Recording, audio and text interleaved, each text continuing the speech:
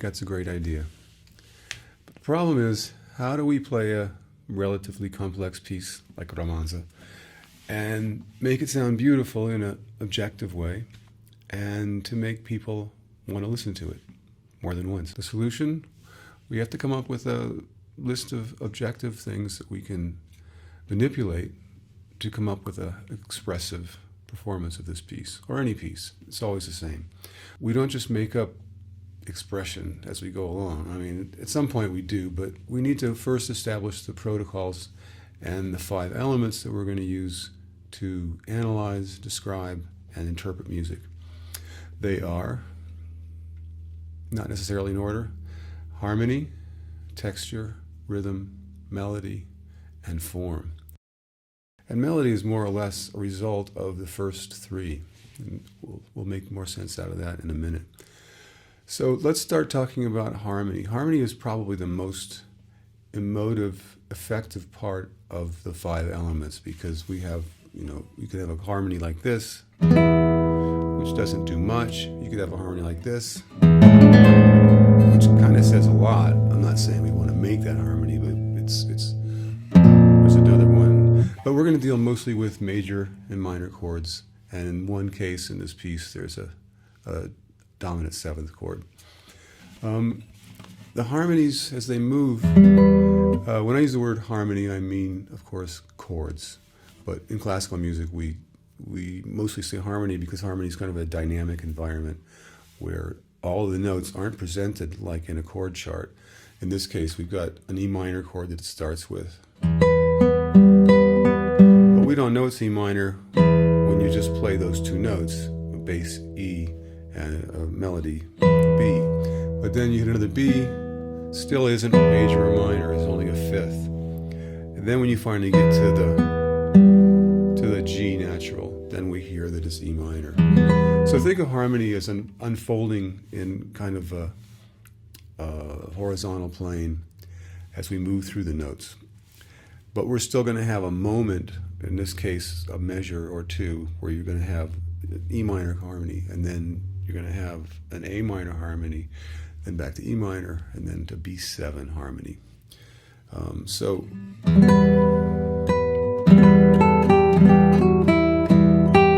E minor,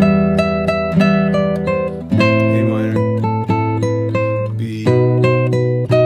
There's no 7th in this chord. Doesn't have that. And then back to E minor.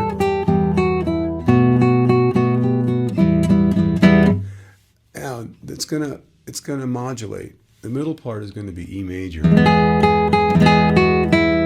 a B7 chord over F sharp bass, another B7 chord, back to E major,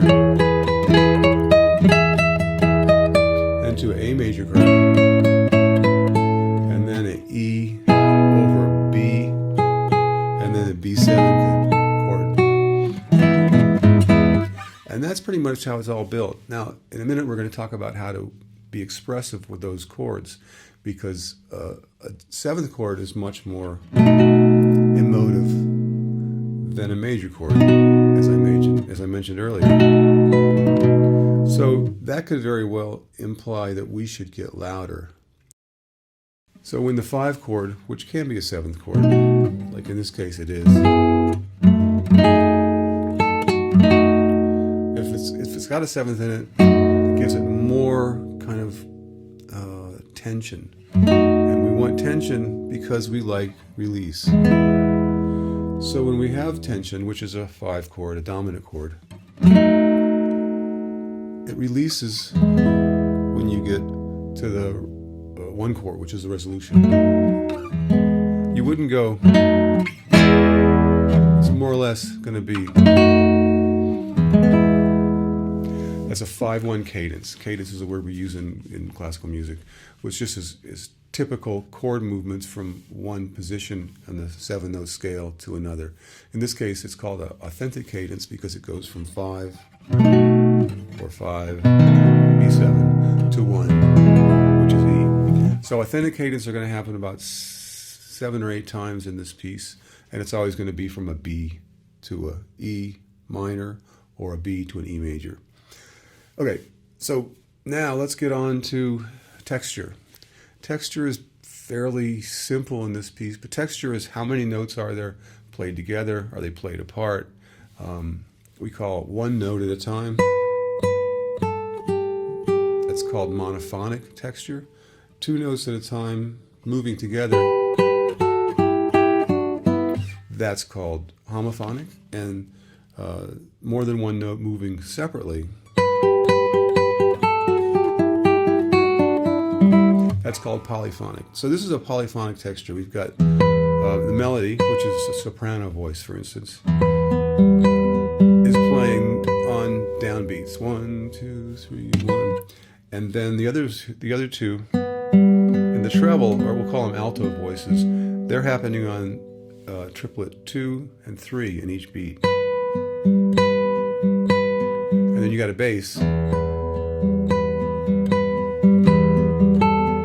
So if we can treat all of those separately and keep them sort of ordered separately in our mind, we'll have a great chance of interpreting this more effectively and more beautifully, and presenting what the music is really well to the listener. Because what it is another version of what the texture is in this is it's called melody and accompaniment, even though it's polyphonic.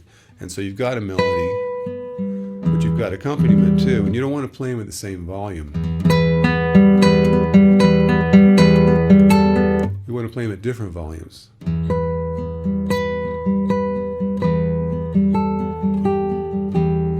Now I could play it loud, sorry, but I'm still going to play the other voices quieter than the melody voice. So let's keep that in mind. That's pretty much what texture is all about. Okay, rhythm. Rhythm is the when of the notes. When do they happen and how long do they last? In this case, the rhythm isn't that interesting because it's the same throughout the piece. It never changes from measure to measure. It's identical. But the rhythm is triplets,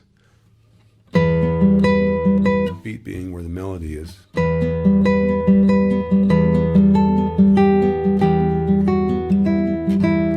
So there's not a lot that's interesting about the rhythm in this piece, except for the fact that within rhythm we have what's called rubato. And rubato is where you speed up or slow down. If you speed up, it's called accelerando. If you slow down, it's called retard. And so we would apply sometimes retard to a resolution like this.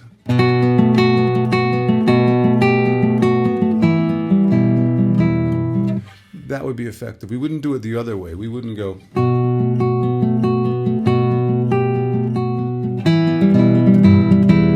That wouldn't make any sense. We also can use a accelerando when things get more tense. So when it gets to the 5 chord, we might very well speed up there a little bit. And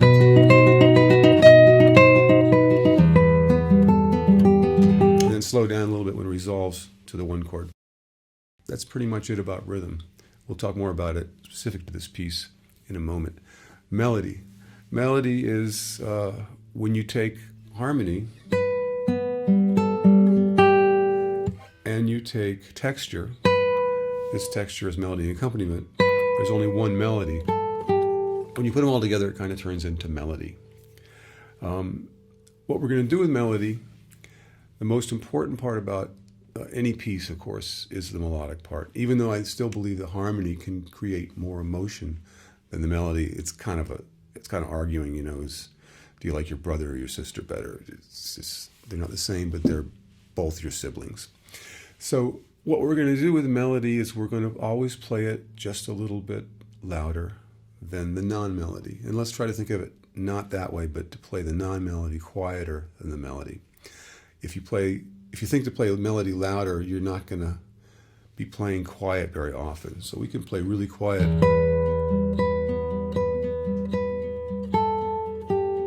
And still make the melody come out by making the non-melody quieter. So that's about it for melody. Now form. Form is the structure of a piece. And in this case, it's what we call it AA, BB, AA, coda. In music theory class, we call this rounded binary. Binary meaning there's two sections. They both repeat, and then it finishes with a coda. And in the case of this piece, the form is really powerful because it starts in minor, and you have a minor feeling. You know, this is not happy, and then it goes to major, and it's much more cheerful. And so we're going to use the formal structure of this piece as kind of a map of when we're going to get happy, when we're going to get sad. That means maybe louder when we're happy, maybe softer when we go into the sad part again. So A, B, A, out. That's it about form. Okay, so we're going to start the piece reflecting on the harmony again. We're going to start it kind of quiet, because this is dark, you know, it's not cheerful. So we're going to start it quiet, and the great thing about starting it quiet is we'll have a long way to go. We can get a lot louder if we start really quiet. So we're going to do that.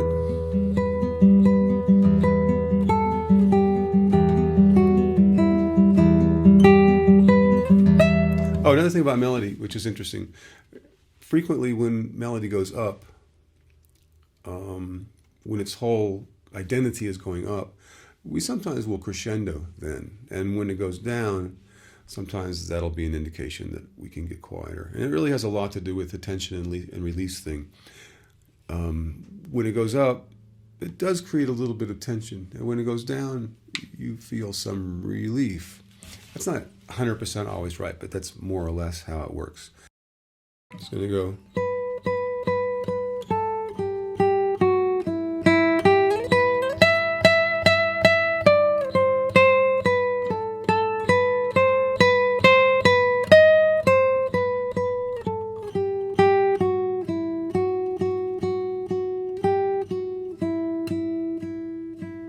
So I used two things there. I used rubato. I slowed down a little bit at the end. I sped up a little bit as it went up, really to the top, and I certainly used dynamics. So consider it's E minor, a little louder, then release on A minor. Now we get to the 5 chord, and it gets louder. 5 chord resolves, gets quieter. 5 chord again, even less. Harmonically, that's, you know, those are indications of when to get louder and when to get softer. And then it goes to major, and we're going to instantly get a little bit louder because the major sort of insists on that. So we get to this major part, the first repeat of the B section, and it's like, oh, I'm happy. And I don't mean to do the cliche like your 3rd grade teacher did. I know you know this one. When they first started describing chords to us, the teacher would say, minor chords are sad, but major chords are happy. And they'd always do some kind of expression with their face. But the truth is, those really are realities of harmony. So when we get to the E major part in the B section, it's going to be louder. And then it's going to go up, possibly get louder, it's going to go way up.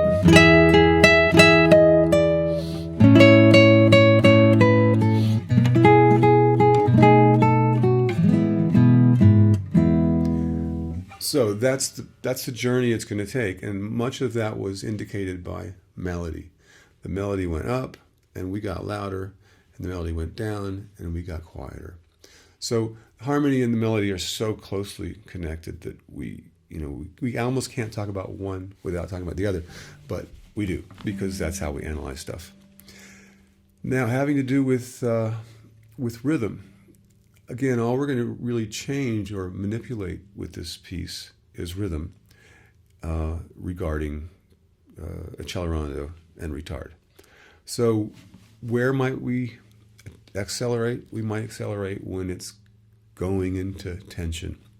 We might decelerate or retard when it's coming out of tension into release. Let's talk first about the minor part. I'm going to play it more or less steady. there's not going to be much rubato in the whole first time through, except maybe at the end in the cadence when it resolves. So.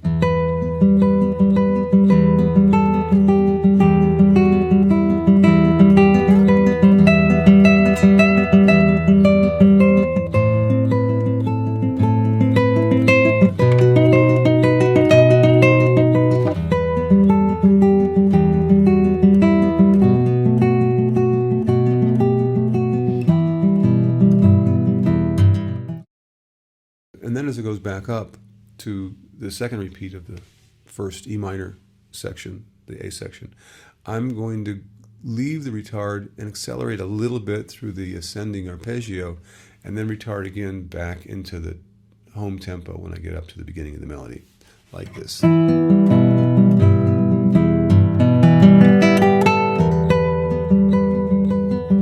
So something about this upward travel sort of wants to slingshot us into a little bit of that cello rondo.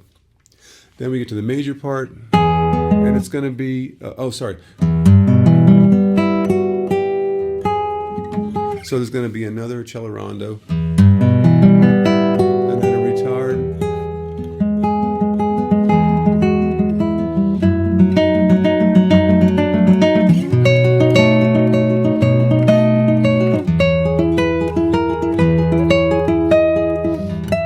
Retard on that because chromaticism creates tension, and so when the melody comes up like this,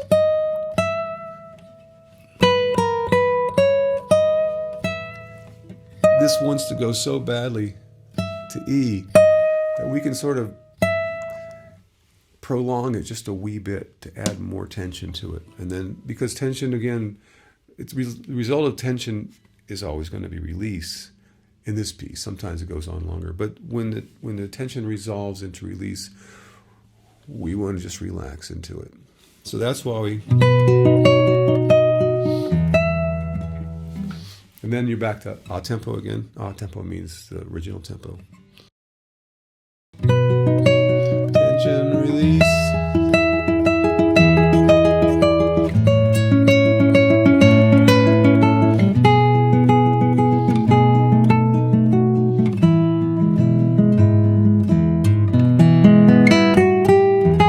Same thing.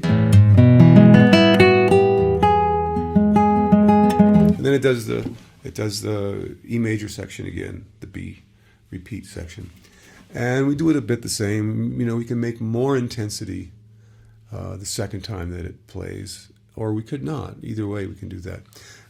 It has to do with the form. You know, do you want to have more on the second repeat or less? And you can do it either way. Almost any dynamic idea could be multiplied by -1, and it'll still work. But we're going to take the averages most of the time. Again, moving towards tension, we might speed up, and as tension resolves to release, we might slow down. There could also be some slowing down, as I said, as is about to resolve. So finally, we'll talk about melody and its impact on us emotionally and how we can express that. As the melody moves up in pitch to higher ranges, it might very well imply that we should get louder. And then when it moves down to lower pitches, it may well be that we should get quieter. So let's try that and see if it works, and I'll bet it will.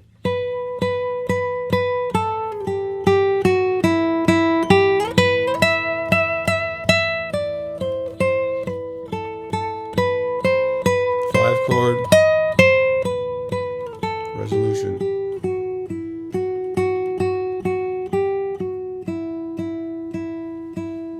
So all those things I just did with melody. I used rubato, I used acceleration and retard, I used crescendo and diminuendo, and they all were consistent not only with the melody, with the altitude of the melody, but also with the harmony that would be implied, even though I didn't play the chords.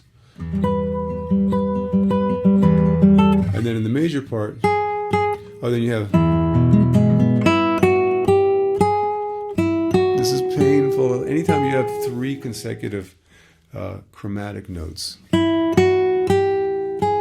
It always gives you one of those. And so don't be afraid to really like overdo it, because that's what's fun about music, is being over dramatic. So this slingshot thing, and then slowing down into a tempo. So it'll stay that for a while. And then when it gets to the 5 chord,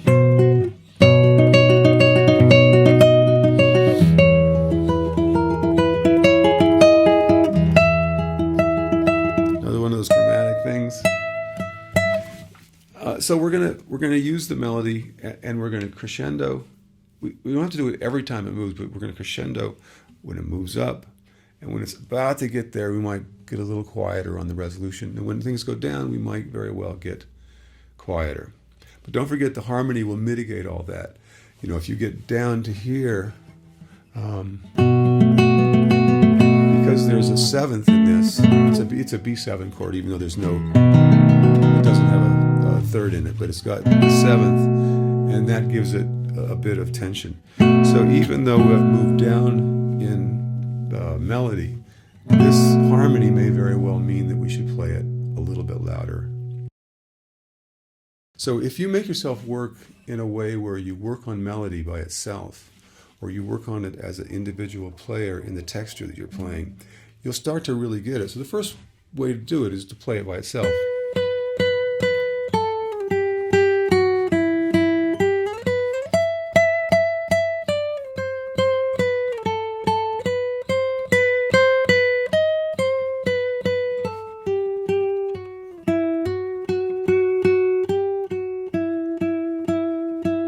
So I try to interpret it. I try to make it sound, the way it would when it goes up. It gets louder.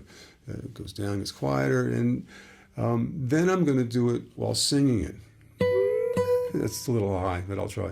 Si, si, si, si, la, sol, sol, fa, mi, mi, sol, si. And I'm not going to try to sing that.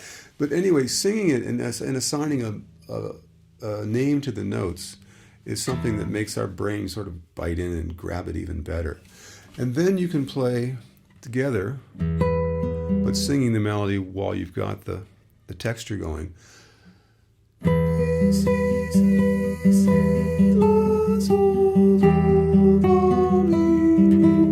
And then finally you could play the melody just with the chords.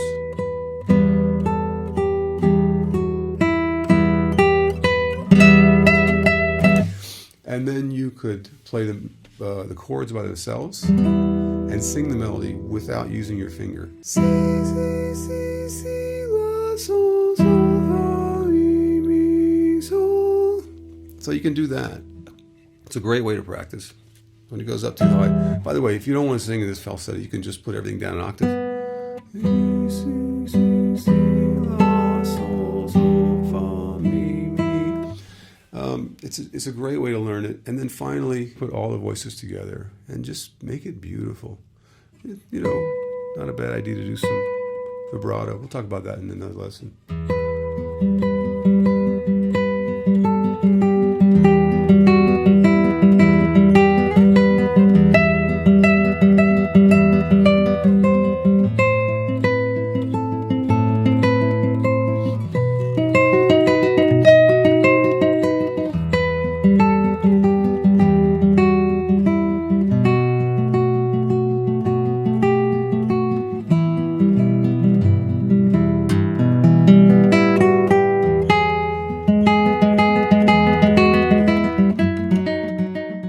So thanks for listening. Thanks for thinking about this, and thanks for getting good.